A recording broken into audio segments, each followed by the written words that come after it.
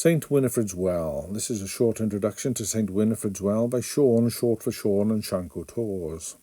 St. Winifred's Well has been a site of pilgrimage since the 7th century. It's the only shrine in Britain that can show an unbroken history of pilgrimage to the present day. The legend of St. Winifred. Winifred was the daughter of a local prince, and her uncle was St. Bueno. One day Caradoc, a chieftain, tried to seduce Winifred. She fought him off and ran towards a church that was built by her uncle. Caradoc chased after her, and in anger cut off her head. In a place where her head fell, a spring of water came up.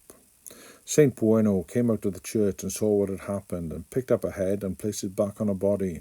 He then prayed and raised her to life. A white scar encircled her neck, witness to her martyrdom. Caradoc sank into the ground and never to be seen again. Winifred became a nun, and she joined a community at Gwyntherin, where she became the abbess.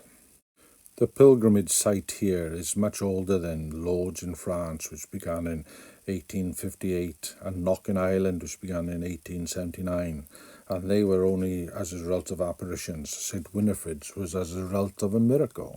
There's no set ritual that the pilgrims who attend have to follow. They all do their own thing, but many of them use the new pool that's been constructed for them to bathe in the water, even though the water temperature is only 10 degrees when it comes out of the ground. When you walk around the well, have a look at the inscriptions on the columns.